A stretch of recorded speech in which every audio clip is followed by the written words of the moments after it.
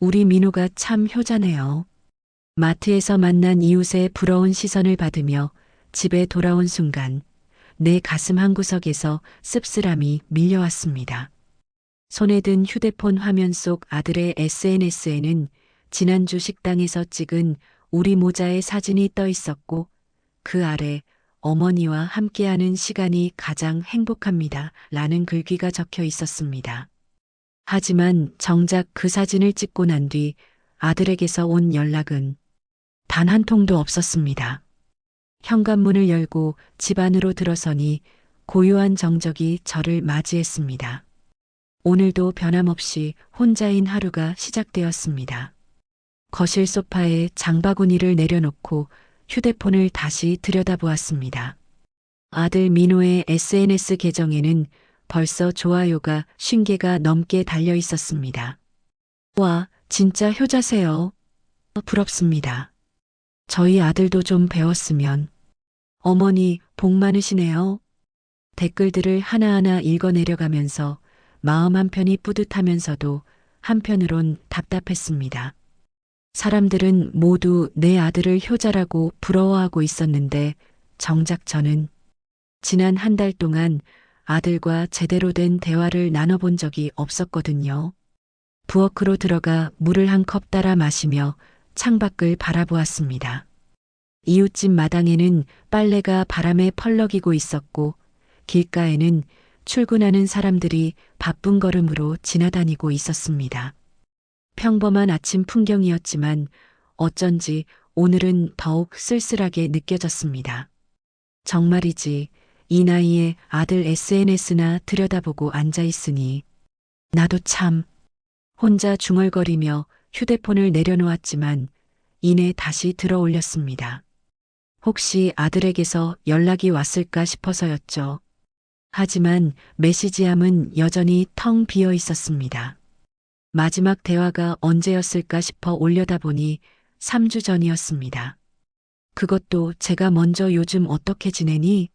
하고 물어본 것에 대한 네, 잘 지내요 라는 짧은 답변이 전부였습니다. 아침 준비를 하면서도 계속 신경이 쓰였습니다. 밥을 지으며 무심코 두 공기분을 준비하다가 허탈하게 웃었습니다. 언제부터인가 습관적으로 두 사람분을 준비하곤 했는데 정작 함께 밥을 먹는 사람은 아무도 없었으니까요. 쌀을 다시 덜어내며 한숨이 절로 나왔습니다. 아, 그냥 민호한테 전화나 해볼까? 수저를 놓으며 문득 그런 생각이 들었습니다. 하지만 이내 고개를 저었습니다. 아들이 바쁘다는 걸 누구보다 잘 알고 있었거든요. 대기업 과장이라는 자리가 얼마나 바쁜지 요즘 같은 때는 특히나 연말 정산에 내년 계획 수립까지 정말 숨 돌릴 틈이 없을 거예요. 그래, 우리 민호가 바쁘니까 그러는 거지. 나한테 관심이 없어서가 아니라 스스로를 그렇게 다독이며 아침을 먹기 시작했습니다. 하지만 밥 한 술 떠넣으며 다시 휴대폰을 확인했습니다. 습관이란 게 참 무서운 것 같습니다. 연락이 오지 않을 거라는 걸 뻔히 알면서도 계속 확인하게 되니까요. 그때였습니다. 민호의 새로운 게시물이 올라온 것을 발견했습니다. 30분 전에 올라온 것으로 보아 출근길에 올린 모양이었습니다. 사진을 보니 깔끔하게 차려입은 정장 차림의 아들이 환하게 웃고 있었고 글에는 이렇게 적혀 있었습니다. 오늘도 힘내자. 어머니가 건강하게 키워주신 덕분에 열심히 살아갈 수 있습니다. 감사한 하루 보내세요. 순간 가슴이 뭉클해졌습니다. 아들이 저를 생각하고 있구나 싶어서요. 하지만 동시에 이상한 기분도 들었습니다. 저를 생각한다면서 왜 연락은 하지 않는 걸까요? 민호야, 엄마가 뭘 먹고 사는지는 궁금하지 않니? 문득 그런 말이 목구멍까지 차올랐지만 결국 혼자만의 중얼거림으로 끝났습니다. 점심 준비를 하면서도 계속 그 생각이 맴돌았습니다.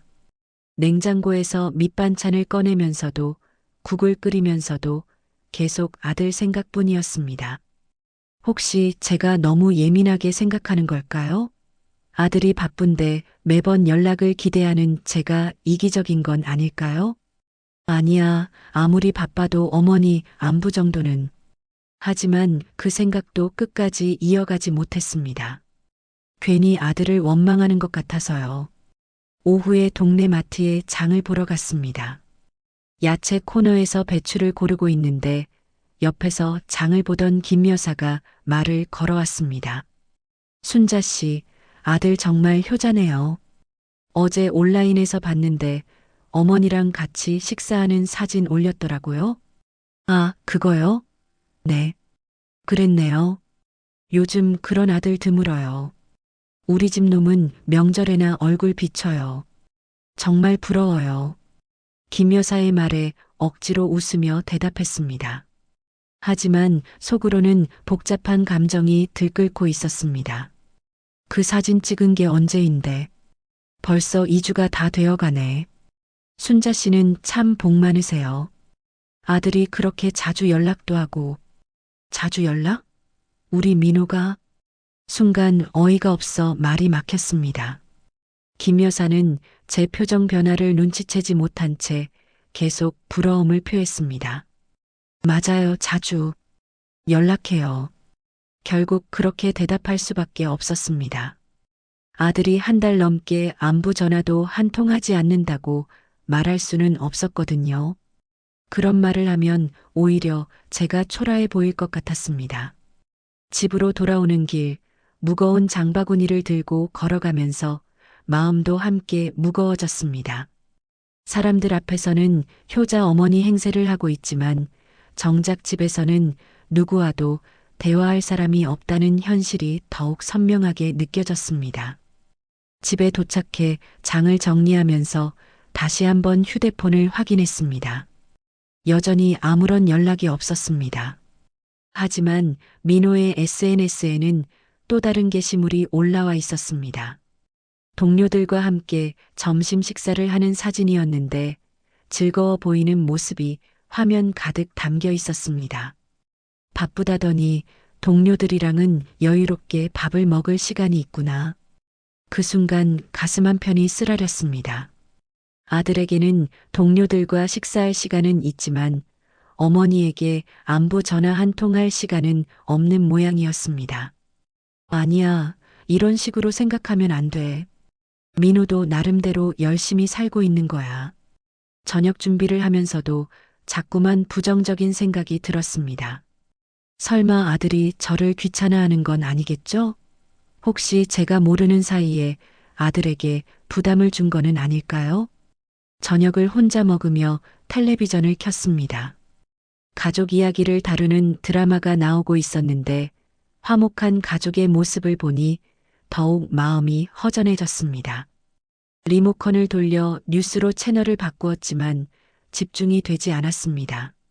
정말이지, 나는 뭐가 이렇게 서운한 걸까? 설거지를 하면서도 계속 그런 생각이 들었습니다. 아들이 바쁜 것도 이해하고 SNS에 저를 자랑하는 것도 고마운 일인데 왜 자꾸만 뭔가 부족하다는 기분이 드는 걸까요? 밤이 되어 잠자리에 들기 전 마지막으로 한 번 더 휴대폰을 확인했습니다. 혹시나 하는 마음에서였지만 역시나 아무런 메시지가 없었습니다. 대신 민호의 SNS에는 하루 종일의 일과를 정리한 글이 올라와 있었습니다.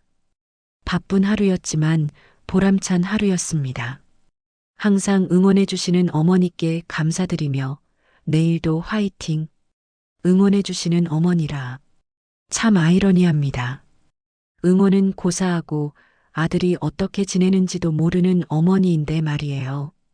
침대에 누워 천장을 바라보며 생각했습니다. 언제부터 이렇게 된 걸까요? 아들이 어렸을 때는 하루 종일 제 주변을 맴돌며 이야기꽃을 피웠는데 지금은 SNS를 통해서만 아들의 일상을 엿볼 수 있게 되었습니다. 내일은 민호한테 전화를 해볼까? 그런 생각을 하면서도 한편으로는 망설여졌습니다. 괜히 바쁜 아들을 귀찮게 하는 건 아닐까 싶어서요. 어둠 속에서 휴대폰 화면이 파랗게 빛났습니다. 마지막으로 한 번 더 메시지를 확인했지만 여전히 아무것도 없었습니다. 대신 시계를 보니 밤 11시가 넘어 있었습니다. 이 시간에 무슨 연락이 오겠어. 내일 다시 보자. 그렇게 스스로를 달래며 눈을 감았습니다. 하지만 쉽게 잠이 오지 않았습니다. 마음 한구석에서 계속 무언가가 불편하게 느껴졌거든요. SNS 속 효자 아들과 현실 속 연락 한 통 없는 아들. 이 간극이 점점 더 크게 느껴지고 있었습니다. 화요일 아침부터 몸이 이상했습니다. 평소보다 더 일찍 일어났는데도 머리가 무겁고 온몸이 나른했습니다. 감기 기운인가 싶어 따뜻한 물을 마시고 평상시대로 아침 준비를 했지만 밥을 짓다가 어지러움을 느꼈습니다. 이상하네. 어제까지만 해도 괜찮았는데. 거울을 보니 얼굴이 창백해 보였고 이마를 만져보니 미열이 있는 것 같았습니다. 하지만 별일 아니라고 생각했어요. 나이가 들면서 이런 날이 종종 있었거든요. 며칠 푹 쉬면 나아지겠지 싶었습니다. 하지만 오후가 되자 상황이 달라졌습니다. 열이 펄펄 나기 시작했고 온몸이 쑤시고 아팠습니다. 이불을 덮고 누워 있어도 오한이 들었고 목도 칼칼해졌습니다. 분명히 몸살이었습니다. 민호한테 연락해 볼까? 그 생각이 스쳤지만 이내 고개를 저었습니다. 단순한 몸살로 바쁜 아들을 귀찮게 할 필요는 없다고 생각했거든요. 그저 며칠 조심해서 지내면 될 일이라고 여겼습니다. 수요일이 되자 상태가 더 악화되었습니다. 밤새 잠을 설쳤고 식욕도 완전히 사라졌습니다. 물 한 모금 마시기도 힘들 정도였어요. 화장실에 가려고 일어섰다가 다리에 힘이 빠져 벽을 짚고 걸어야 할 정도였습니다. 이러다가 정말 큰일 나는 거 아니야? 걱정이 되기 시작했습니다. 혼자 사는 노인이 몸살에 걸리면 위험할 수 있다는 뉴스를 본 적이 있었거든요. 그래도 아직은 괜찮다고 조금만 더 버텨보자고 스스로를 달랬습니다. 하지만 점심시간이 되어도 아무것도 먹을 수 없었습니다. 미음이라도 끓여 먹어야겠다고 생각했지만 부엌에 서 있는 것조차 힘들었습니다. 결국 소파에 누운 채로 하루 종일 보냈습니다. 그때였습니다. 습관적으로 휴대폰을 확인했는데 아들에게서 온 연락이 하나도 없더군요. 사실 기대하지도 않았지만 막상 확인해 보니 서운한 마음이 들었습니다. 혹시 내가 아프다는 걸 모르니까. 그런 생각이 들어 아들에게 연락해 볼까 했습니다. 하지만 뭐라고 말해야 할지 망설여졌어요. 아파서 연락한다고 하면 괜히 아들을 걱정시킬 것 같았고, 그렇다고 그냥 안부차 연락한다고 하기에는 목소리가 너무 쉬어 있었거든요. 결국 문자라도 보내기로 했습니다. 간단하게 요즘 어떻게 지내니? 엄마는 좀 몸이 안 좋아서 쉬고 있어. 라고 적었습니다. 너무 심각하게 들리지도 않고 그렇다고 아무렇지도 않은 것처럼 들리지도 않게 조심스럽게 문구를 다듬어서요. 메시지를 보내고 나서 답장을 기다렸습니다. 30분, 1시간, 2시간. 시간이 흘러도 아무런 답장이 오지 않았습니다. 바쁘니까 못 본 거겠지. 그렇게 생각하며 스스로를 달랬습니다. 하지만 저녁이 되어도 밤이 되어도 아무런 연락이 없었습니다. 목요일 아침 상태가 조금 나아진 것 같아서 다시 휴대폰을 확인했습니다. 여전히 아들로부터 답장은 없었지만 SNS는 업데이트되어 있더군요. 전날 저녁에 올린 것으로 보이는 게시물이었는데 동료들과 함께 회식하는 사진이었습니다. 바쁜 하루였지만 좋은 동료들과 함께해서 행복합니다. 그 글을 보는 순간 가슴이 답답해졌습니다. 제 문자는 확인하지 않았으면서 SNS는 올렸다는 뜻이었거든요.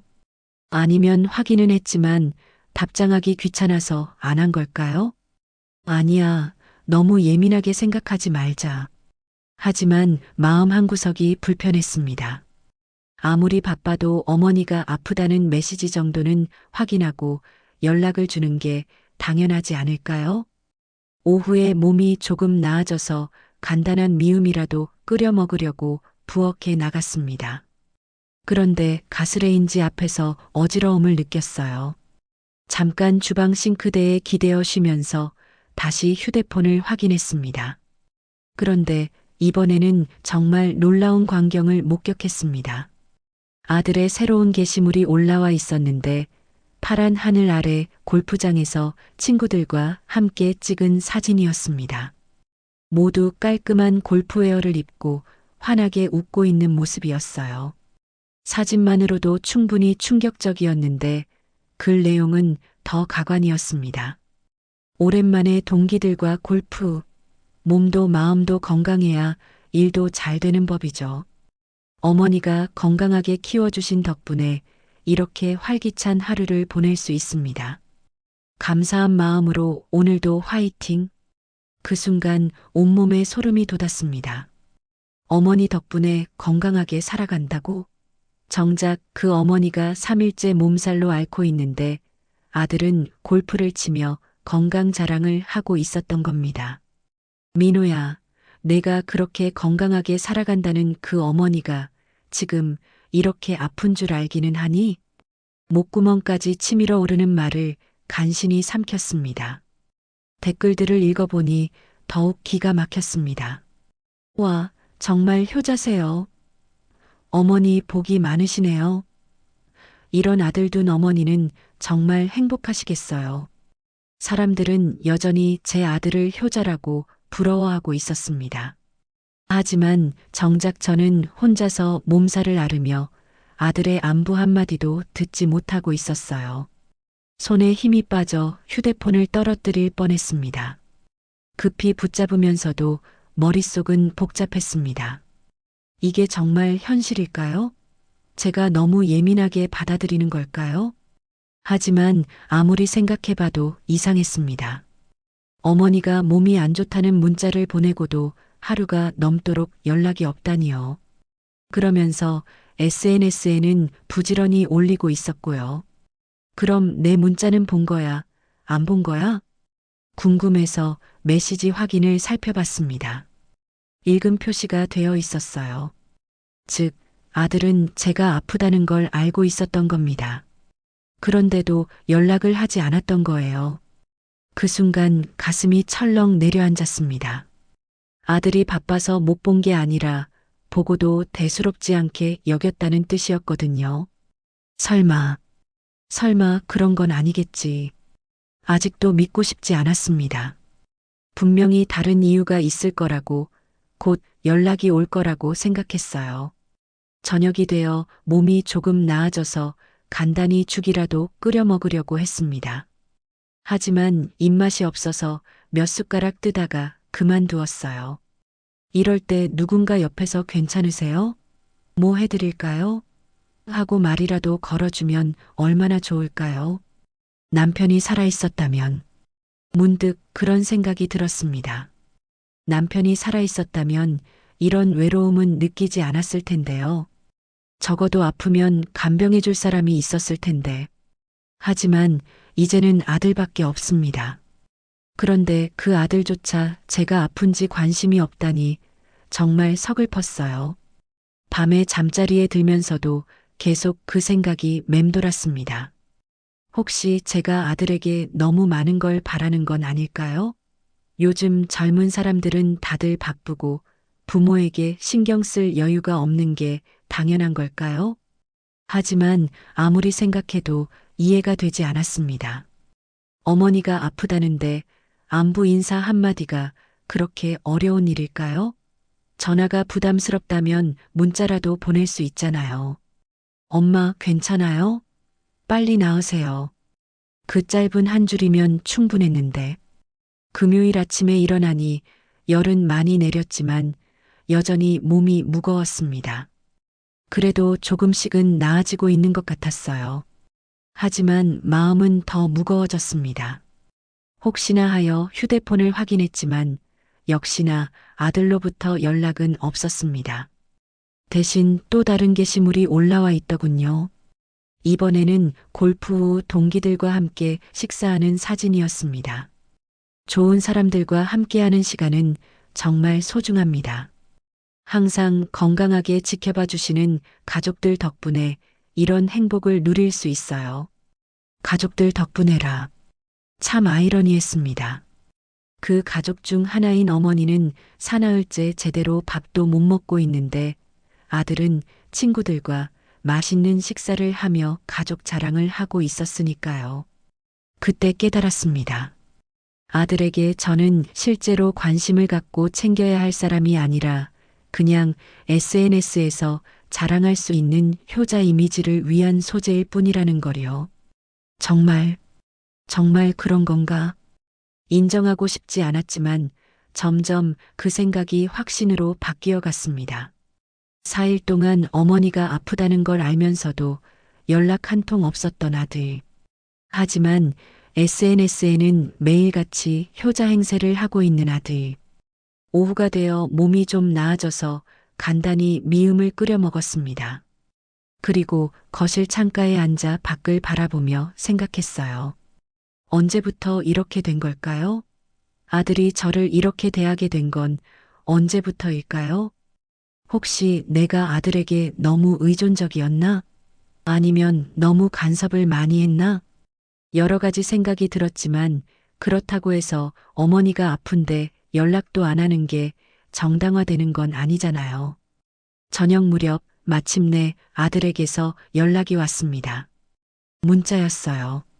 엄마, 요즘 어때요? 바빠서 연락 못했네요.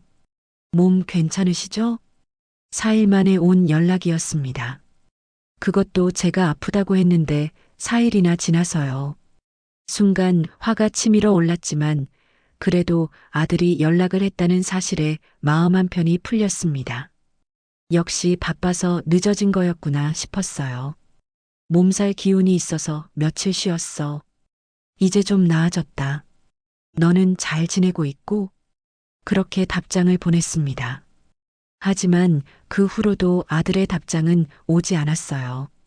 결국 그 짧은 문자 한 통이 전부였습니다. 이게 다인가? 허탈함이 밀려왔습니다. 4일 동안 기다렸던 연락이 고작 형식적인 안부 인사 한 줄이었다니요. 그날 밤 잠자리에 들면서 많은 생각이 들었습니다. 이제 정말로 인정해야 할 때가 온 것 같았어요. 아들에게 저는 더 이상 소중한 존재가 아니라는 것을 SNS 상에서나 효자로 보이면 되고 실제로는 관심도 없다는 것을 그럼 앞으로 어떻게 해야 하지? 막막한 기분이 들었습니다. 지금까지는 아들이 바빠서 그런 거라고 언젠가는 다시 예전처럼 가까워질 거라고 믿어왔는데 이제 그 믿음이 흔들리기 시작했거든요. 몸살이 나은 지 며칠 후부터 이상한 증상이 나타났습니다. 가슴이 답답하고 숨이 차는 느낌이 자주 들었어요. 처음에는 몸살의 후유증이거나 나이 때문이겠지 싶었는데 며칠이 지나도 나아지지 않았습니다. 밤에 잠을 자다가도 갑자기 가슴이 두근거리며 깨는 일이 잦아졌고 계단을 오르면 평소보다 훨씬 힘들었습니다. 뭔가 심상치 않다는 생각이 들었어요. 이러다 큰일 나는 거 아니야? 혼자 사는 노인이 몸에 이상이 생기면 위험하다는 얘기를 워낙 많이 들어서 불안했습니다. 결국 동네 병원에 가기로 했어요. 병원에서 기본적인 검사를 받고 나서 의사가 말했습니다. 좀 더 정밀한 검사가 필요할 것 같습니다.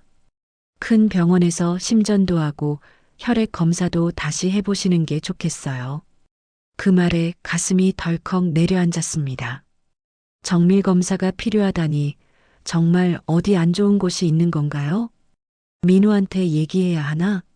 하지만 지난번 몸살 때를 생각하니 망설여졌어요.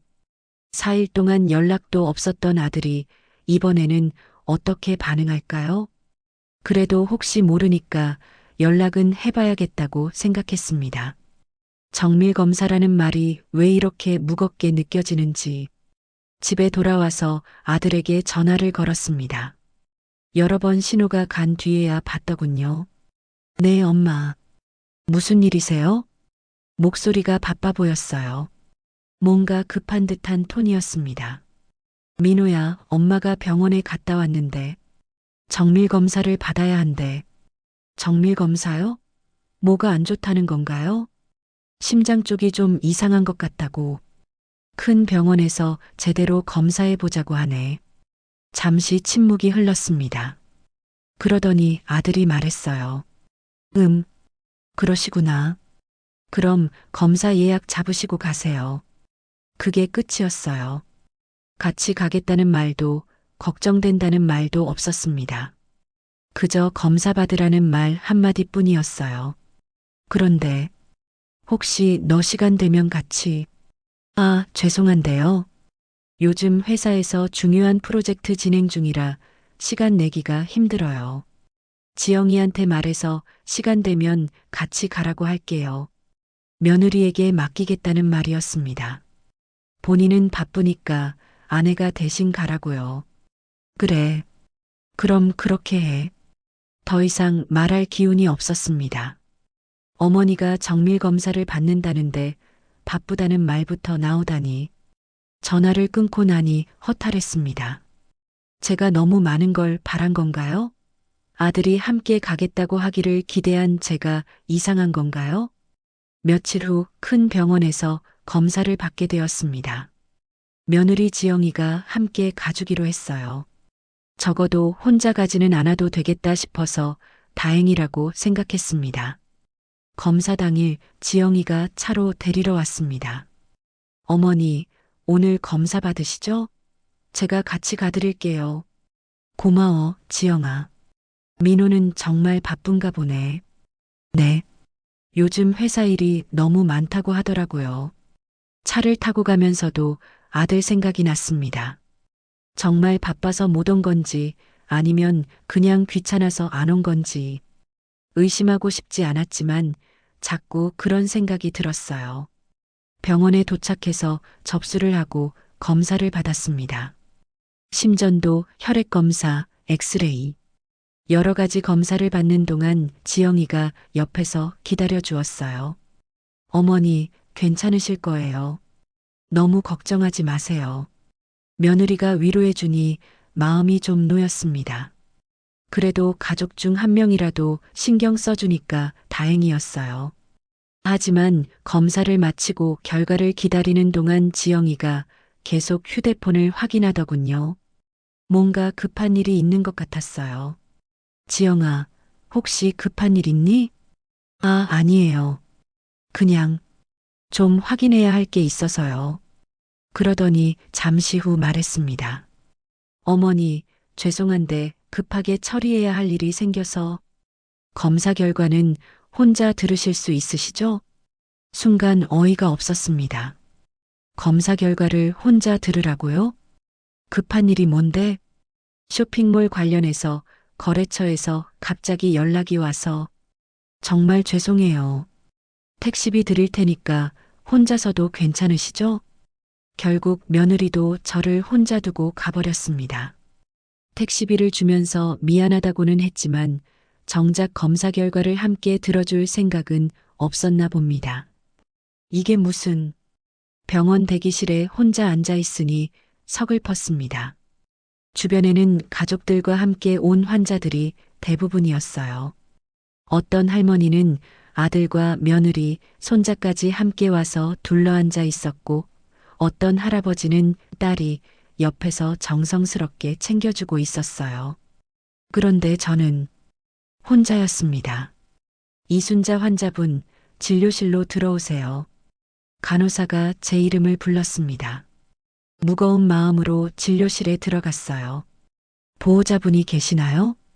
의사가 물었을 때 정말 창피했습니다. 아, 혼자 왔습니다. 그러시구나. 검사 결과를 말씀드릴게요. 다행히 큰 이상은 없었습니다. 스트레스성 증상과 나이에 따른 자연스러운 변화라고 하더군요. 하지만 정기적으로 검사를 받아야 하고 무리하지 말라고 당부했어요. 가족분들께도 말씀드리시고 평소에 무리하지 않도록 주의하세요. 가족에게 말하라고. 하지만 정작 그 가족들은 어디에도 없었습니다. 병원을 나와서 택시를 타고 집에 오는 길 마음이 복잡했어요. 다행히 큰 병은 아니었지만 이 과정에서 느낀 외로움은 정말 견디기 어려웠습니다. 이게 내 현실이구나.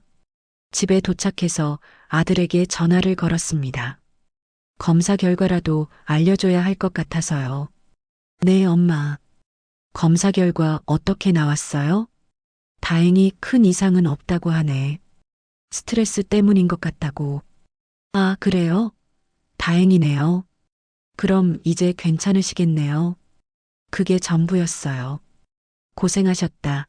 걱정했다. 그런 말은 한마디도 없었습니다. 그런데 민호야, 지영이가 급한 일이 생겨서 중간에 갔더라. 혼자 결과 들었어. 아, 그랬어요? 지영이도 요즘 사업 때문에 바빠서. 죄송해요. 역시 별다른 반응이 없었습니다. 어머니가 혼자 검사 결과를 들었다는데도 미안해하는 기색이 별로 없었어요. 전화를 끊고 나서 거실 소파에 앉아 깊은 생각에 빠졌습니다. 오늘 하루를 돌이켜보니 너무 서글펐습니다. 아들은 중요한 회의를 핑계로 오지 않았고 며느리는 급한 거래처 일 때문에 중간에 가버렸습니다. 결국 저는 혼자서 모든 걸 해결해야 했어요. 정말 이들에게 나는 이 정도 존재일까? 그동안은 아들이 바빠서 그런 거라고, 며느리도 사정이 있어서 그런 거라고 이해하려 했습니다. 하지만 오늘 일을 겪고 나니 확실해졌어요. 저는 이들에게 그저 형식적으로 챙겨야 하는 의무 정도의 존재일 뿐이었습니다. 정말 중요한 순간에는 다른 일이 더 우선이었고요. 그럼 나도 이제 달리 생각해 봐야겠다. 그날 밤 잠자리에 들면서 결심했습니다. 이제 정말로 아들의 마음이 어떤지 확인해 봐야겠다고요. 더 이상 바쁘니까 사정이 있으니까 하며 넘어갈 수는 없을 것 같았어요. 아들이 정말로 저를 걱정하는 마음이 있는지 아니면 그저 체면상 챙기는 척만 하는 건지 이제는 확실히 알아봐야 할 때가 온 것 같았습니다. 민호야, 이제 엄마가 너의 진심을 확인해 볼게. 혼자 중얼거리며 눈을 감았습니다. 내일부터는 조금 다르게 행동해 봐야겠다는 생각이 들었어요. 더 이상 아들의 변명을 그대로 받아들이지 않을 거예요. 더 이상 며느리의 핑계를 이해해 주려 하지 않을 거예요. 이제는 정말로 확인해 볼 때입니다. 몸살이 나은 지 일주일쯤 지났을 때였습니다. 오후에 혼자 거실에 앉아 뜨개질을 하고 있는데 초인종이 울렸습니다. 요즘은 방문하는 사람이 거의 없어서 깜짝 놀랐어요. 혹시 아들이 온 건가 싶어 부랴부랴 문을 열었더니 뜻밖에도 손자 태준이가 서 있었습니다. 할머니, 안녕하세요. 환하게 웃으며 인사하는 아이를 보니 반가움이 치밀어 올랐습니다. 언제 이렇게 훤칠하게 컸는지 어느새 제 어깨보다도 높아진 손자가 기특하기만 했어요. 어머, 태준아, 어떻게 왔니? 아빠랑 같이 온 거야? 아니요, 혼자 왔어요. 할머니 보고 싶어서요. 그 말의 순간 가슴이 뭉클해졌습니다. 보고 싶어서 혼자 왔다니. 아들은 한 달 넘게 연락도 없으면서 손자는 직접 찾아와 주다니요. 그래, 우리 태준이가 할머니 보고 싶었구나. 어서 들어와. 아이를 집으로 들이면서 마음이 한결 가벼워졌습니다. 적어도 이 집에 저 말고 다른 사람이 있다는 것만으로도 외로움이 많이 사라졌거든요. 할머니, 좀 어떠세요? 아빠가 할머니가 아프셨다고 하던데. 아이의 말에 깜짝 놀랐습니다. 그럼 아들이 태준이에게는 제가 아팠다는 얘기를 했다는 건가요? 정작 저에게는 4일 만에 형식적인 문자 한 통만 보냈으면서요? 응, 몸살을 좀 앓았는데 이제 다 나았어. 그런데 아빠가 뭐라고 하던? 할머니가 몸이 안 좋으셔서 요양원에 들어가시는 게 좋겠다고. 순간 귀를 의심했습니다. 요양원이라고요? 뭐라고? 요양원? 네. 아빠랑 엄마가 할머니 혼자 사시면 위험하다고 요양원에 계시는 게 안전하다고 하던데요. 그 말을 듣는 순간 머릿속이 하얘졌습니다. 제가 며칠 몸살을 앓았다고 해서 요양원 얘기까지 나왔다고요? 그것도 정작 저에게는 한마디 상의도 없이요? 이게 대체 무슨... 하지만 아이 앞에서 당황한 모습을 보일 수는 없었습니다. 억지로 웃으며 말했어요. 아, 그냥 하는 소리겠지. 할머니가 아직 그럴 나이는 아니야. 하지만 속으로는 충격이 컸습니다. 아들이 이미 저를 요양원에 보낼 계획을 세우고 있다는 뜻이었거든요. 태준이는 아무것도 모르는 듯 해맑게 웃으며 거실을 둘러봤습니다. 할머니, 여기 혼자 계시면 심심하지 않아요? 가끔은 좀 그렇지. 그런데 우리 태준이가 이렇게 와주니까 좋네. 앞으로 자주 올게요. 학교 끝나고 시간 있을 때마다 와서 할머니랑 이야기할래요. 아이의 순수한 말에 눈물이 핑 돌았습니다. 아들은 저를 요양원에 보내려 하는데 손자는 자주 와서 이야기하자고 하니 이 아이만큼은 정말로 저를 좋아하는구나 싶었어요. 간식을 준비해 주면서 태준이와 이런저런 이야기를 나눴습니다. 학교 얘기, 친구들 얘기를 들으니 마음이 환해졌어요. 이렇게 대화할 상대가 있다는 것만으로도 얼마나 좋은지 모르겠더라고요. 할머니, 근데 아빠가 할머니 얘기 별로 안 해요. 태준이가 갑자기 한 말에 순간 손이 멈췄습니다. 그래, 왜? 잘 모르겠어요. 그냥 할머니 얘기 나오면 다른 얘기로 넘어가려고 해요. 그래서 제가 할머니 안부 물어보면 바쁘시니까 괜히 귀찮게 하지 말라고 해요. 그 말이 가슴에 와박혔습니다. 바쁘시니까 괜히 귀찮게 하지 마라. 그럼 아들에게 저는 귀찮은 존재인 건가요? 할머니가 귀찮다고 생각하는 건 아닐 거야. 아빠도 할머니를 걱정하는 마음은 있을 거야. 태준이를 위해 억지로 아들을 감싸는 말을 했지만 속으로는 점점 더 실망감이 커져갔습니다. 근데 할머니, 아빠가 할머니 전화 받기 싫어한다고 했어요. 뭐라고? 언제? 아빠가 언제 그런 말을 했니? 저번에 엄마랑 싸울 때요. 엄마가 할머니한테 안부 전화라도 드리라고 했는데 아빠가 엄마 전화 받으면 길어져서 일하는데 방해된다고 했어요. 그 순간 온몸에 소름이 돋았습니다. 제 전화가 일에 방해된다고요? 그러면서 SNS에는 효자 행세를 하고 있었다니. 하지만 태준이 앞에서 울 수는 없었습니다. 아이가 걱정할까봐 애써 웃으며 말했어요. 그래도 할머니는 태준이가 와줘서 좋아. 우리 태준이가 제일 착하네. 할머니, 저는 할머니가 좋아요. 할머니랑 이야기하는 게 재미있어요. 아이의 순수한 말에 가슴이 뭉클해졌습니다.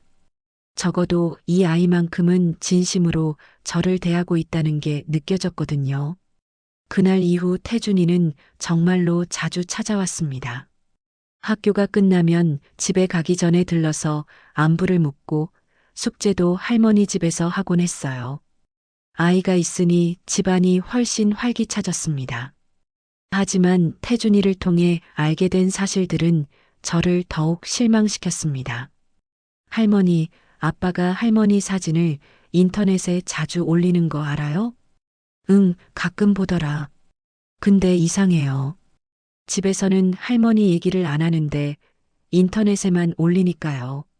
아이도 아버지의 이중적인 모습을 느끼고 있었나 봅니다. 15살이면 충분히 그런 모순을 알아챌 나이니까요. 엄마도 이상하다고 해요. 아빠가 할머니를 그렇게 사랑한다면서 왜 전화도 안 하냐고 며느리까지 그런 말을 했다니. 그럼 아들의 행동이 가족들에게도 이상해 보였다는 뜻이겠죠. 어느 날은 태준이가 더 충격적인 얘기를 했습니다. 할머니, 아빠가 할머니 집을 팔면 어떨까 하는 얘기를 해요. 뭐라고? 할머니 혼자 사시기에는 너무 크다고, 작은 곳으로 옮기시면 어떻겠냐고 엄마랑 얘기하던데요. 집을 팔라고요? 제가 평생 살아온 이 집을요? 남편과 함께 꾸며온 추억이 담긴 이 공간을요? 그런 얘기를 했구나. 근데 할머니, 여기 떠나시면 안 돼요. 저는 이 집이 좋아요. 할머니랑 추억이 많은 곳이잖아요. 태준이의 말에 눈물이 핑 돌았습니다. 정작 아들은 제 집을 팔자고 하는데 손자는 이 집을 지켜달라고 하다니. 도대체 내가 무엇을 잘못했길래. 그날 밤 태준이를 집에 보내고 나서 혼자 앉아 많은 생각을 했습니다. 아이를 통해 알게 된 사실들이 너무나 충격적이었거든요. 아들은 저를 요양원에 보내려 하고 집까지 팔려고 계획하고 있었습니다. 제 전화는 일에 방해된다고 생각하고 저와의 만남도 귀찮아했습니다. 하지만 SNS에서는 여전히 효자 행세를 하고 있었고요. 이게 내 아들이 맞나? 하지만 한편으로는 태준이가 있어서 다행이라는 생각도 들었습니다. 적어도 이 아이만큼은 진심으로 저를 걱정하고 있으니까요. 며칠 후 태준이가 또 찾아왔을 때였습니다. 할머니, 제가 아빠한테 말해볼까요? 할머니가 외로우시다고? 아니야, 괜찮아. 아빠는 바쁘시니까. 근데 할머니, 아빠가 인터넷에 할머니 사진 올릴 때는 시간이 있는 것 같은데요? 태준이의 말에 할 말이 없었습니다. 아이 말이 맞았거든요. SNS에 올릴 시간은 있으면서 어머니에게 안부 전화할 시간은 없다니. 할머니, 제가 아빠한테 할머니가 많이 외로우시다고 말해도 돼요? 아이의 순수한 제안에 마음이 아팠습니다. 손자가 아버지에게 할머니를 더 챙겨달라고 말해야 하는 상황이라니. 얼마나 서글픈 일인가요? 고마워, 태준아. 하지만 아빠가 바쁘시니까 괜히 부담 주지 말자. 근데 할머니가 너무 외로워 보여요.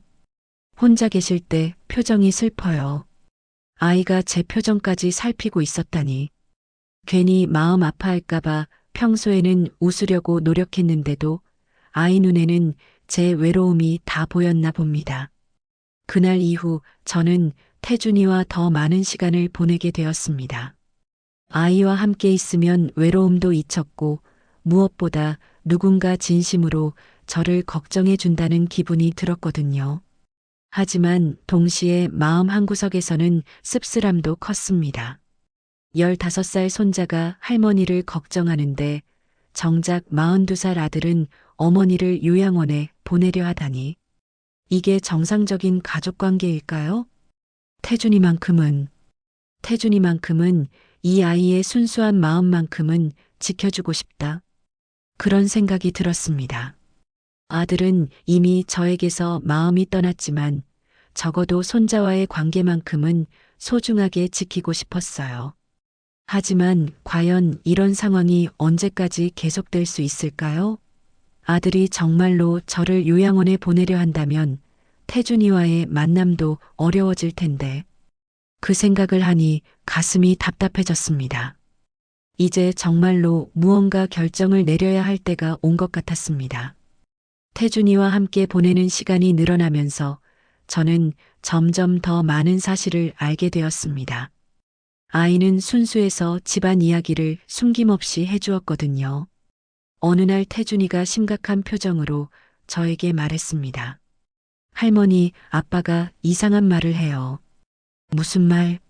할머니가 요양원에 들어가시면 집을 팔아서 제 대학 등록금을 마련할 수 있다고. 순간 숨이 턱 막혔습니다. 제 집을 팔아서 손자 등록금을 마련하겠다고요? 그런 말을 했구나. 저는 싫어요, 할머니. 할머니 집을 팔면 안 돼요. 여기가 좋아요. 태준이의 순수한 말에 가슴이 아팠습니다.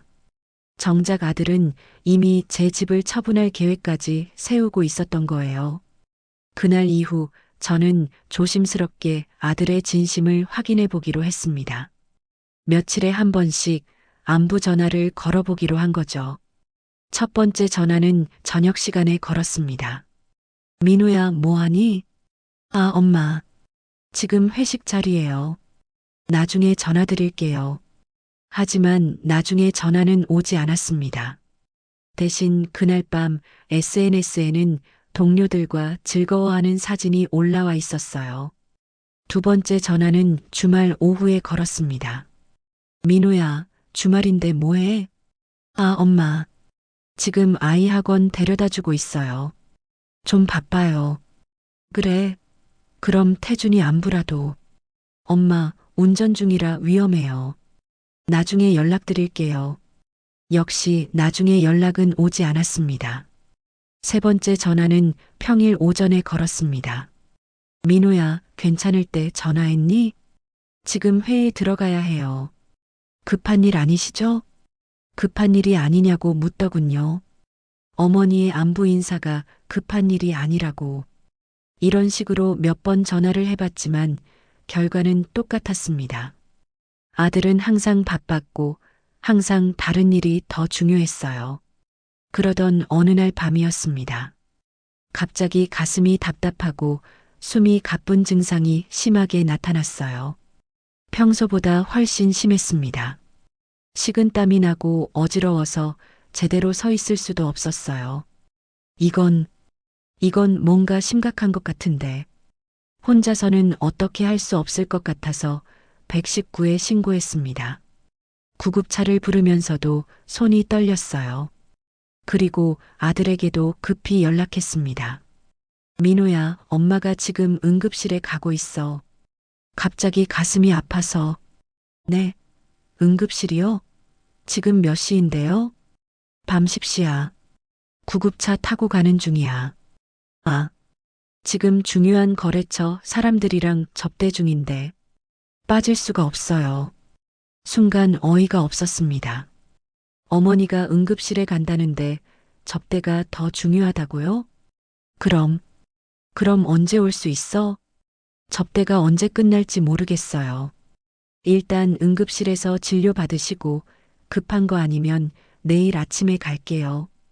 급한 거 아니면 구급차를 타고 응급실에 간다는데 급한 게 아니라고요? 지영이라도 올 수 있니? 지영이도 지금 친구들이랑 약속이 있어요. 내일 가면 안 될까요? 결국 혼자 응급실에 가야 했습니다. 구급차 안에서도 응급실에서도 계속 혼자였어요. 응급실에서 여러 검사를 받았습니다. 다행히 심각한 상황은 아니었지만 스트레스와 과로로 인한 증상이라고 했어요. 하룻밤 입원해서 경과를 지켜보자고 하더군요. 병실로 옮겨진 후에도 아들에게서 연락은 없었습니다. 간호사가 물었어요. 보호자 연락처 좀 알려주세요. 아들이 있긴 한데 지금 바빠서 못 와요. 그래도 연락은 드려야죠. 하지만 아들 전화는 받지 않았습니다.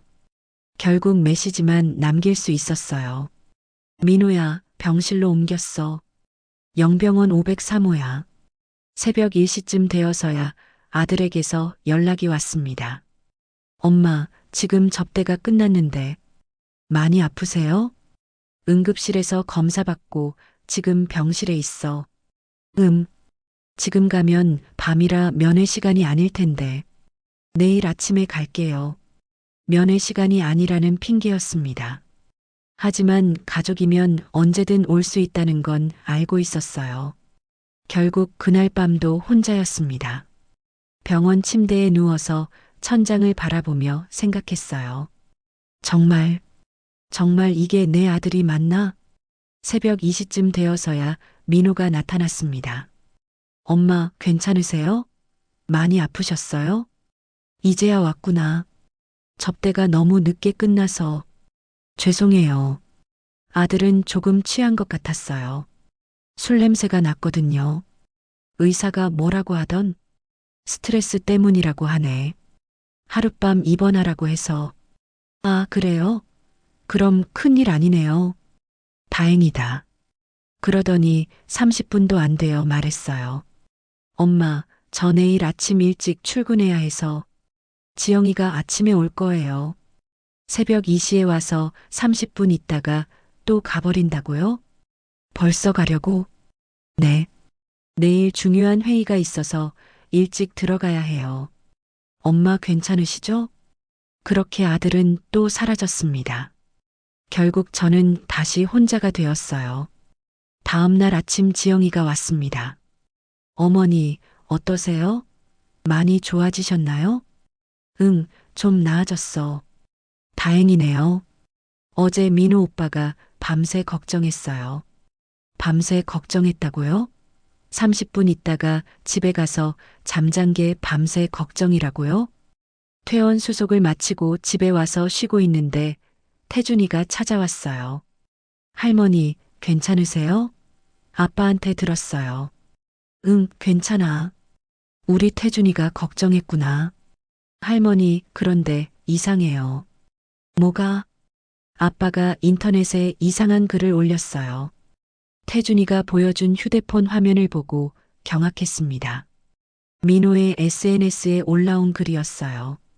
어머니가 갑자기 응급실에 실려가셔서 밤새 간병했습니다. 정말 많이 걱정했는데 다행히 큰일 아니라고 하네요. 평소에 건강 챙기지 못해드린 게 죄송합니다. 앞으로는 더 자주 안부 여쭙겠습니다. 해시태그 효도, 해시태그 가족사랑, 해시태그 어머니. 그리고 병실에서 찍은 사진까지 올려져 있었어요. 제가 잠든 사이에 찍은 것 같았습니다. 순간 온몸에 소름이 돋았습니다. 밤새 간병했다고요? 새벽 2시에 와서 30분 있다가 간 게 밤새 간병이라고요? 댓글들을 보니 더욱 기가 막혔습니다. 정말 효자세요.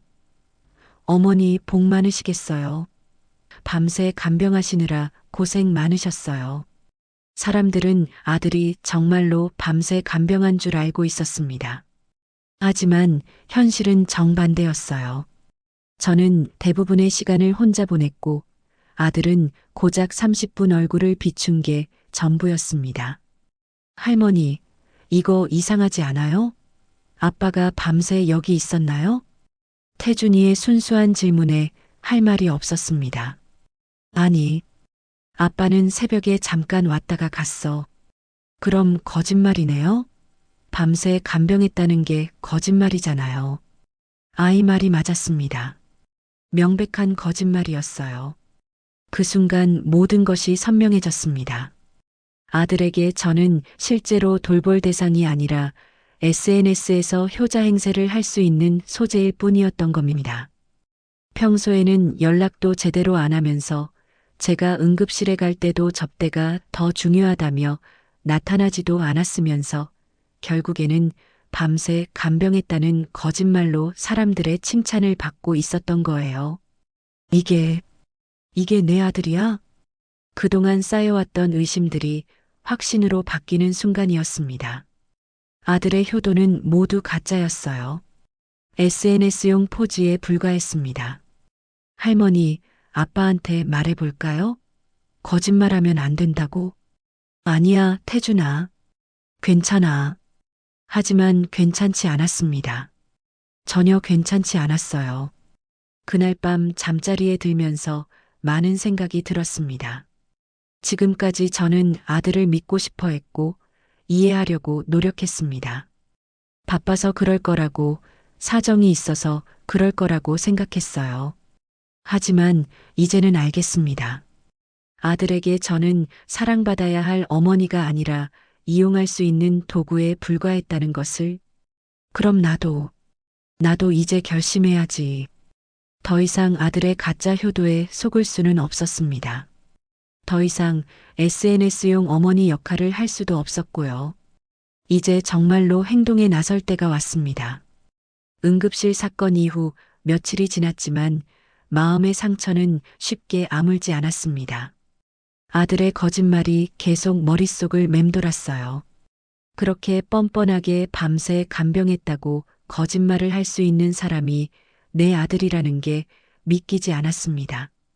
그러던 중 태준이가 감기에 걸렸다는 소식을 들었어요. 아이가 아프다니 가만히 있을 수 없었습니다.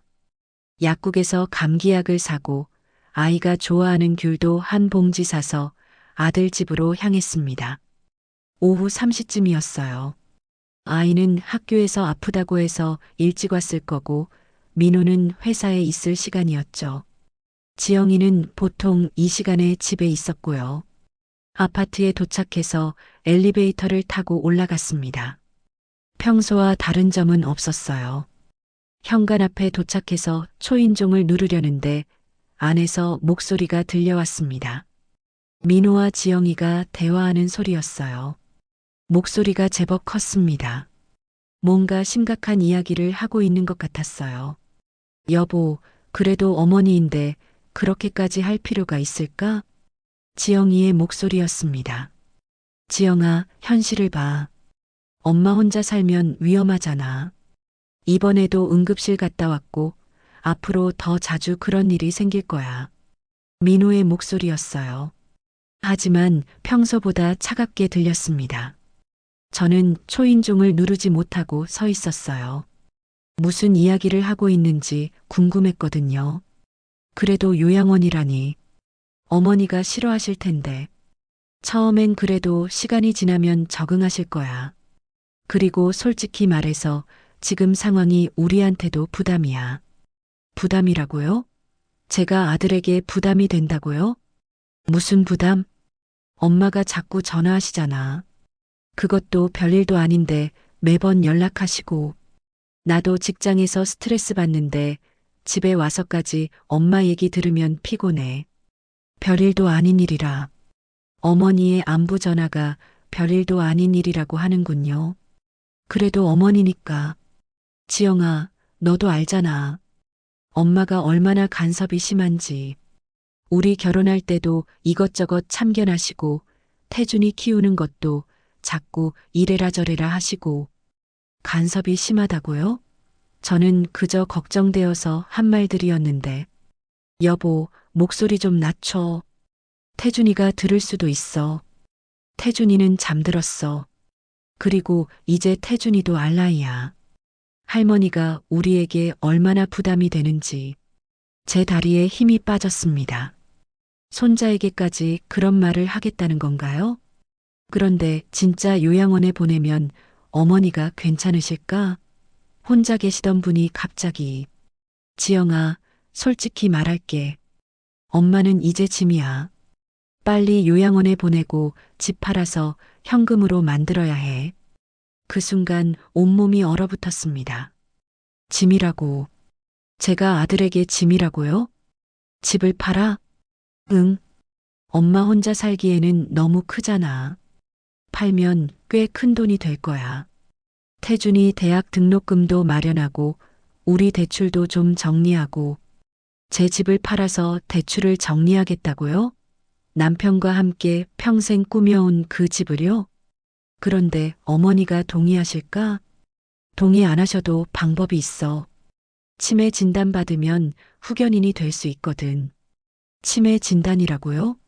저는 멀쩡한데 무슨 치매 진단이라는 거예요? 여보, 그건 너무하잖아.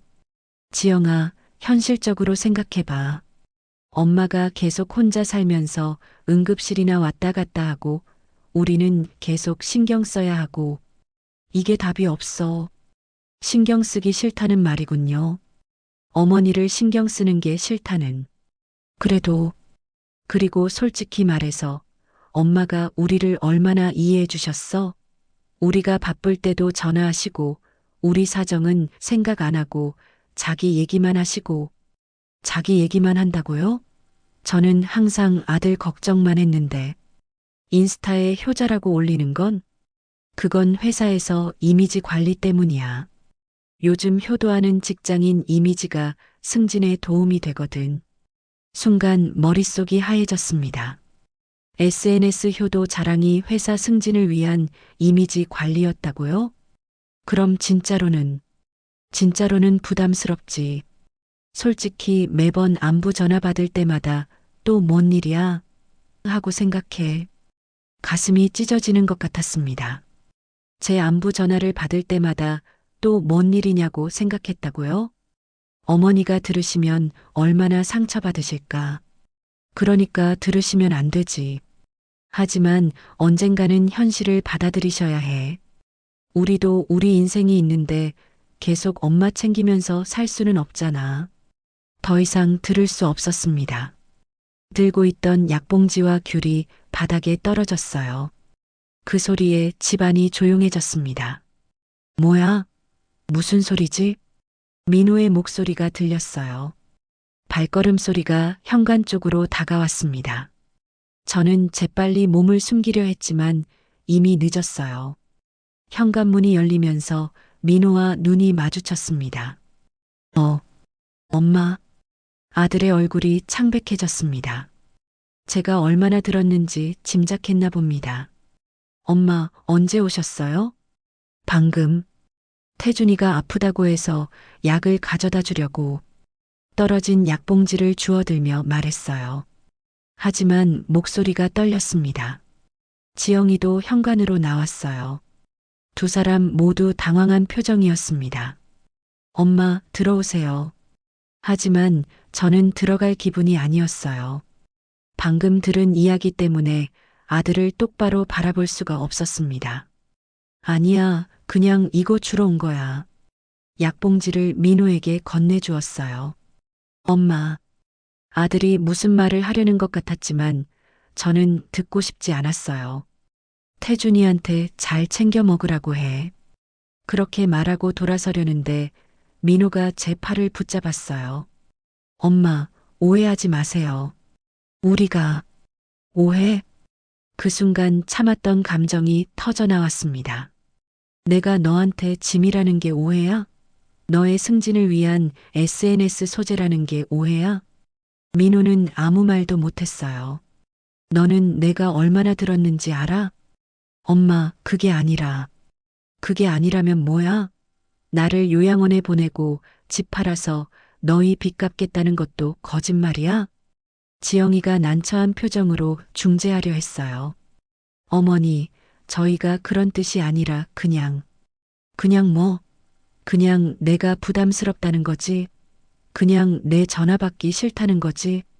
아무도 대답하지 못했어요. 침묵이 흘렀습니다. 68년을 살면서 이런 취급을 받을 줄은 몰랐다. 그렇게 말하고 엘리베이터 쪽으로 걸어갔어요. 뒤에서 민호가 불렀지만 돌아보지 않았습니다. 엘리베이터에서 1층으로 내려오는 동안 눈물이 계속 나왔어요. 아니, 눈물이라기보다는 절망감이었습니다. 제가 평생을 바쳐 기른 아들이 제게 짐이라고 했습니다. 제가 그렇게 자랑스러워했던 SNS 효도 자랑이 회사 승진을 위한 이미지 관리였습니다. 집에 돌아와서도 충격이 가시지 않았어요. 소파에 앉아서 계속 그 말들이 맴돌았습니다. 엄마는 이제 짐이야. 매번 안부 전화 받을 때마다 또 뭔 일이야? 하고 생각해. 엄마가 우리를 얼마나 이해해 주셨어? 68년을 살면서 이보다 더 절망적인 순간이 있었을까요? 남편을 잃었을 때도 혼자가 되었을 때도 이렇게까지 절망스럽지는 않았어요. 적어도 그때는 아들이 있다고 생각했으니까요. 그런데 이제는 그 아들마저 저를 짐으로 여기고 있었습니다. 그날 밤 잠들기 전까지 계속 생각했어요. 도대체 제가 무엇을 잘못했을까요? 아들을 사랑하고 걱정하고 안부를 물어보는 게 그렇게 잘못된 일이었을까요? 하지만 아무리 생각해도 답이 나오지 않았어요. 다만 한 가지는 확실했습니다. 더 이상 예전처럼 살 수는 없다는 것. 더 이상 아들의 사랑을 바라며 살 수는 없다는 것. 이제 정말로 모든 걸 정리해야 할 때가 온 것 같았습니다. 문 너머로 들은 충격적인 이야기 이후 사흘 동안 집에서 나오지 않았습니다. 아무것도 할 기분이 나지 않았어요. 밥도 제대로 먹지 못하고 잠도 설쳤습니다. 계속 그 말들이 머릿속을 맴돌았거든요. 엄마는 이제 짐이야. 68년을 살아오면서 이런 말을 들을 줄이야. 그것도 제가 평생을 바쳐 기른 아들에게서요. 셋째 날 오후 태준이가 찾아왔습니다. 할머니, 왜 이렇게 안 계세요? 아파요? 아니야, 괜찮아. 하지만 아이 눈에는 제가 괜찮지 않게 보였나 봅니다. 할머니, 아빠가 할머니 찾으셨어요. 집에 갔다 오셨다면서요? 응, 그랬지. 그런데 할머니 표정이 이상해요. 아빠랑 싸우셨어요? 아이의 순수한 질문에 어떻게 대답해야 할지 몰랐어요. 아빠가 할머니를 짐이라고 했다고 말할 수는 없잖아요. 아니야, 싸운 건 아니고. 그때 태준이가 조심스럽게 말했습니다. 할머니, 사실 저도 이상했어요. 뭐가? 아빠가 할머니 얘기만 나오면 짜증내요. 그리고 엄마한테 할머니 전화 받지 말라고 했어요. 그 말에 가슴이 아팠습니다. 역시 그랬구나 싶었어요. 태준아, 너는 할머니가 부담스럽지 않니?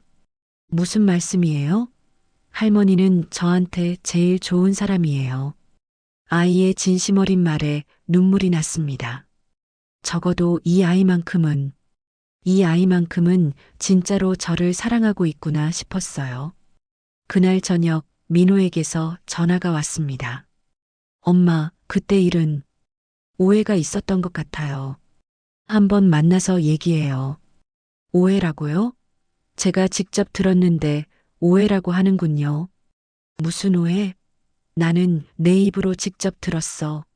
엄마, 전화로는 어려우니까. 우리 집에 저녁 드시러 오세요. 지영이가 엄마 좋아하시는 음식 준비해놨어요. 좋아하는 음식이라. 지금까지 한 번도 제 입맛을 물어본 적 없으면서 갑자기 좋아하는 음식이라고 하는군요. 하지만 거절할 수 없었어요.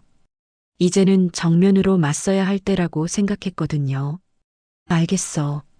가겠다. 다음 날 저녁 아들 집으로 갔습니다. 평소와 달리 민호와 지영이 모두 현관까지 나와서 저를 맞이했어요. 어머니, 어서 오세요. 엄마, 들어오세요. 두 사람 모두 평소보다 훨씬 친절했습니다. 하지만 어색했어요. 억지로 하는 티가 너무 났거든요.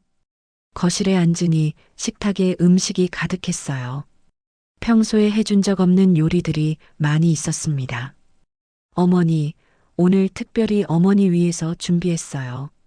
지영이가 말했지만 제 마음은 전혀 움직이지 않았어요. 태준이도 나왔습니다. 할머니 왔네요. 오늘 우리 다 같이 저녁 먹어요. 아이만은 진짜로 기뻐하는 것 같았어요. 식사를 시작했지만 분위기가 어색했습니다.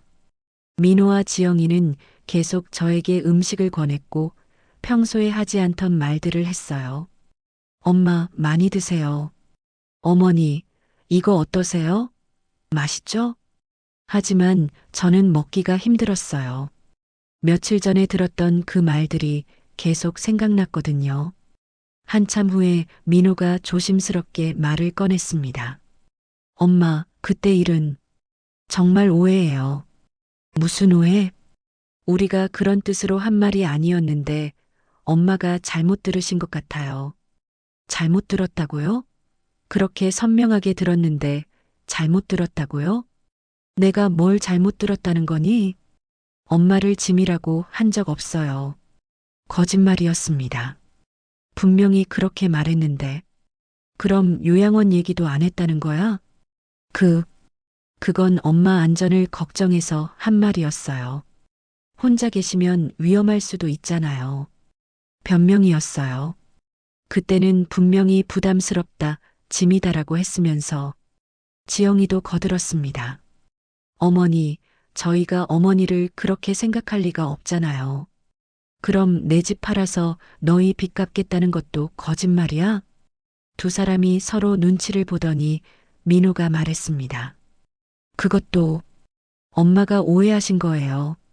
그 순간 참았던 감정이 폭발했습니다. 오해? 오해라고? 제 목소리가 높아졌습니다. 태준이가 깜짝 놀란 눈으로 저를 바라봤어요. 내가 너희 말을 직접 들었는데 오해라고 하는 거야? 엄마, 목소리 좀. 목소리 낮추라고. 68년을 살아오면서 이런 취급을 당하고도 목소리 낮추라고. 더 이상 참을 수 없었습니다. 너는 내가 짐이라고 했어.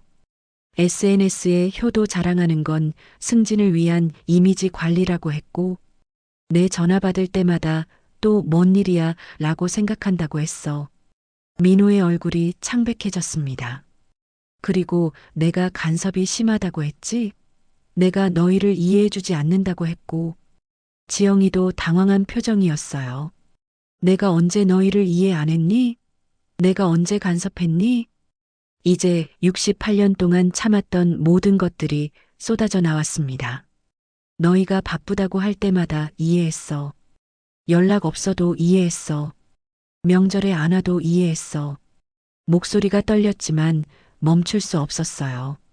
내가 아팠을 때도 혼자 병원 갔어. 응급실에서도 혼자 있었어. 그래도 이해하려고 했어. 태준이가 무슨 일인지 모르겠다는 표정으로 아빠를 바라봤어요. 그런데 너희는 뭐 했어? 30분 와서는 밤새 간병했다고 거짓말했잖아. 민호가 다급하게 말했습니다. 엄마, 태준이 앞에서. 좋아. 태준이도 알아야지. 저는 태준이를 바라봤습니다. 태준아, 할머니가 응급실에 갔을 때 아빠가 뭐라고 했는지 알아? 할머니. 아빠는 거래처 접대가 더 중요하다고 했어. 할머니가 응급실에 가는 것보다 술 마시는 게 더 중요하다고 했어. 태준이의 표정이 굳어졌습니다. 그리고 새벽 2시에 와서 30분 있다가 갔어. 그런데 인터넷에는 밤새 간병했다고 거짓말을 올렸지. 아이가 아빠를 바라보는 눈빛이 달라졌어요. 엄마, 그만. 그만? 이제 그만하라고. 저는 일어섰습니다. 68년을 살아오면서 누구에게 이런 말을 들어본 적 없어. 가슴이 떨렸지만 계속 말했어요. 너를 키우느라 얼마나 고생했는지 알아? 밤새 열 내리느라 간병한 적이 얼마나 많은지 알아? 민호는 고개를 들지 못했어요. 아버지 없이 혼자 너 키우느라 얼마나 힘들었는지 알아? 내가 언제 한 번이라도 짐이라고 생각해봤니? 지영이가 눈물을 글썽였어요. 그런데 너는 나를 짐이라고 했어. 부담이라고 했어. 요양원에 보내고 집 팔아서 너희 빚 갚겠다고 했어. 더 이상 말이 나오지 않았어요. 너무 화가 나고 서러워서. 태준이가 조용히 말했습니다. 아빠, 정말 그런 말 했어요? 민호는 대답하지 못했어요. 아빠가 할머니한테 그런 말을 했어요? 그제야 민호가 입을 열었습니다. 태준아, 그게 아빠가 거짓말했어요? 할머니 간병했다고 한 것도 거짓말이에요? 아이의 실망한 표정을 본 민호가 결국 고개를 숙였어요. 미안해, 태준아. 그 순간 태준이가 할머니 편으로 왔어요. 할머니, 저는 할머니 편이에요. 아이가 제 손을 잡아주는 순간 눈물이 터져 나왔습니다. 고마워, 태준아. 그리고 민호와 지영이를 바라보며 마지막으로 말했어요. 이제 알겠지?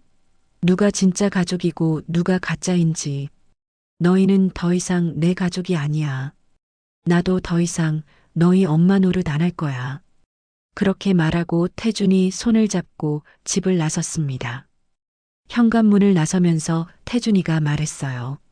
할머니, 저는 할머니가 제일 좋아요. 고마워, 태준아. 너만 있으면 할머니는 괜찮아. 68년 만에 처음으로 제 목소리로 제 마음을 다 말했습니다. 더 이상 참지 않겠다고, 더 이상 이해해주지 않겠다고. 이제 정말로 새로운 삶을 시작할 때가 왔습니다. 그날 밤 아들 집을 나온 뒤 저는 완전히 달라졌습니다. 더 이상 아들의 연락을 기다리지 않았고 더 이상 SNS를 확인하지도 않았습니다. 대신 제 삶을 새롭게 설계하기 시작했어요. 첫 번째로 한 일은 동네 복지관에 가서 봉사활동을 신청한 것이었습니다. 어르신, 어떤 봉사를 원하세요? 혼자 사시는 어르신들 도와드리는 일 있을까요? 아이러니하게도 저 스스로 혼자 살면서 다른 혼자 사는 분들을 돕기로 한 거예요. 하지만 이상하게도 남을 돕는 일이 저를 더 행복하게 만들어주더군요. 일주일에 3번 거동이 불편한 할머니들을 찾아가 말벗이 되어드리고 간단한 집안일도 도와드렸습니다.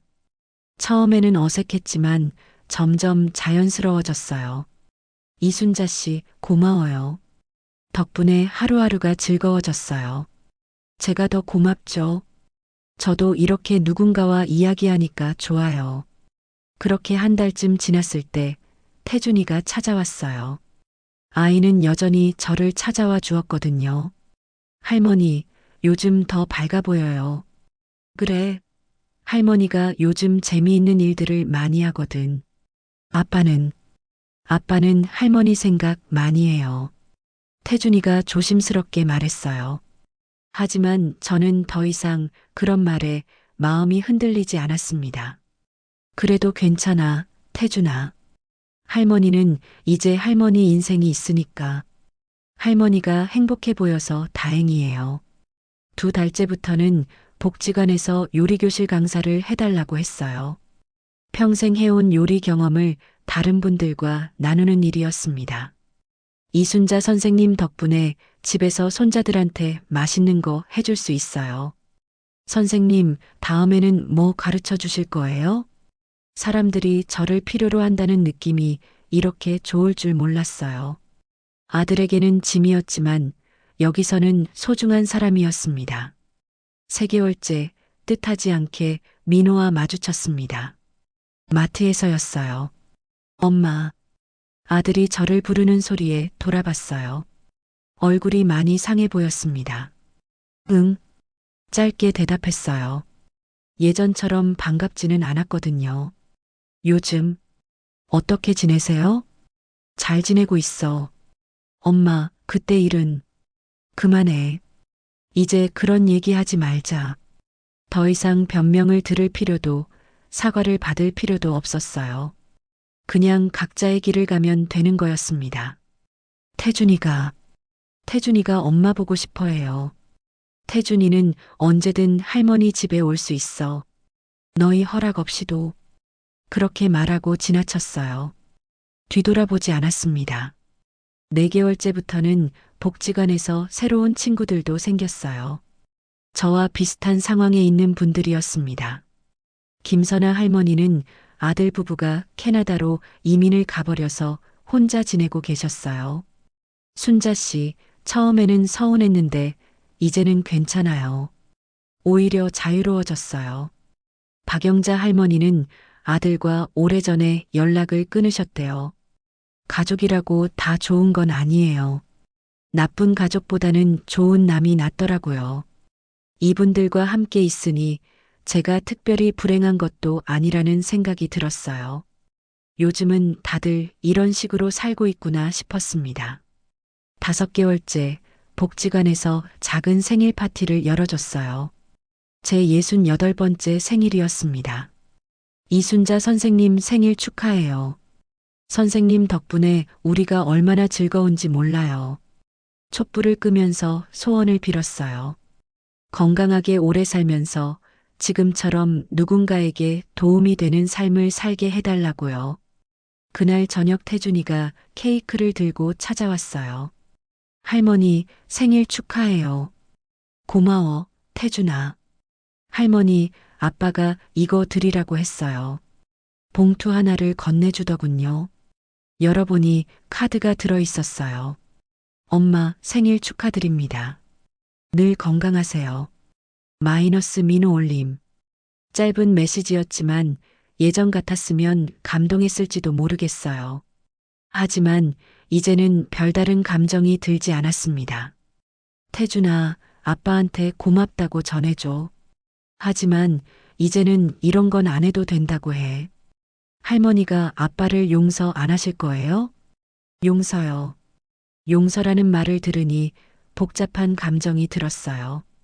용서하고 안 하고의 문제가 아니야. 그냥 이제는 서로 다른 길을 가는 거야. 할머니가 행복하면 된 거예요? 맞아. 할머니가 행복하면 되는 거야. 6개월째 문득 궁금해서 민호의 SNS를 한번 봤어요.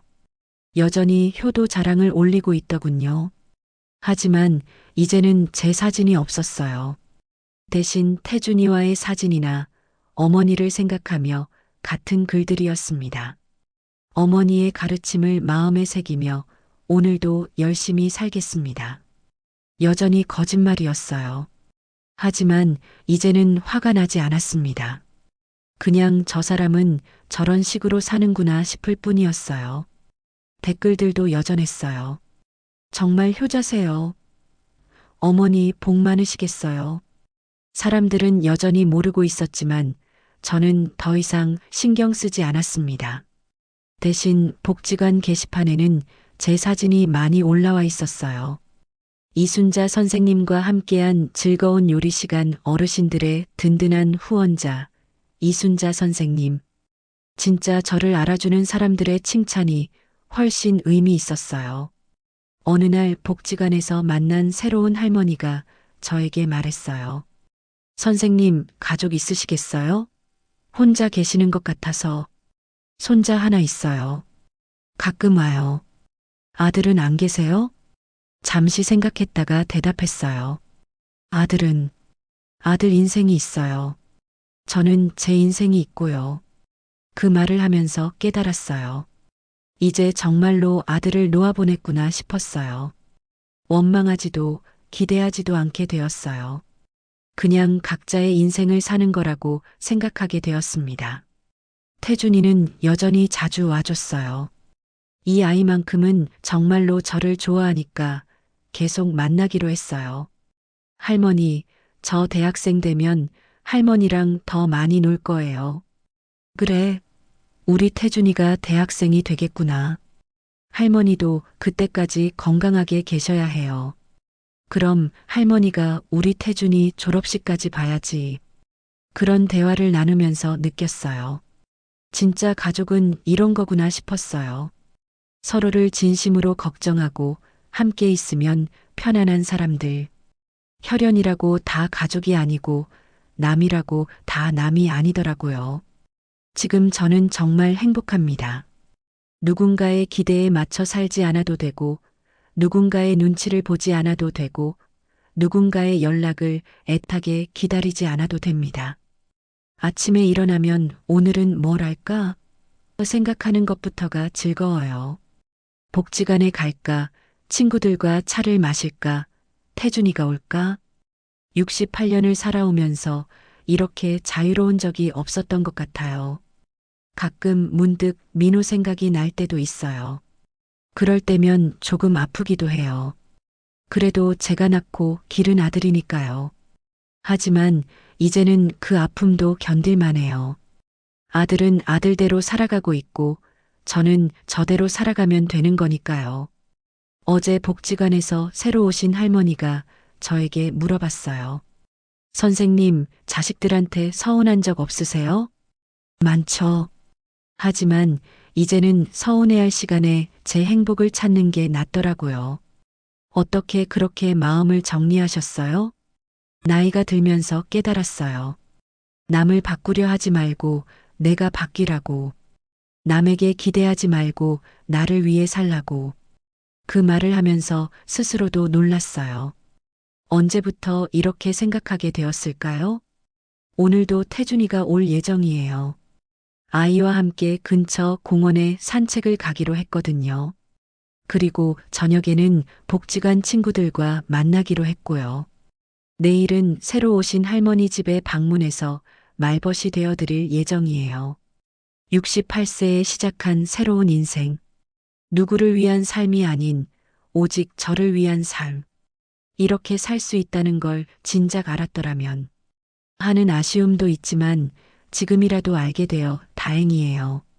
거울을 보니 주름은 늘었지만 표정은 훨씬 밝아 보여요. 이제야 진짜 제 모습 같아요. 민호에게 마지막으로 하고 싶은 말이 있다면 고맙다고 하고 싶어요. 덕분에 68세에 진짜 제 인생을 시작할 수 있게 되었다고, 그리고 자기 인생 열심히 살라고, 저도 제 인생 열심히 살 테니까. 진정한 가족은 서로를 소중히 여기는 마음에서 시작됩니다.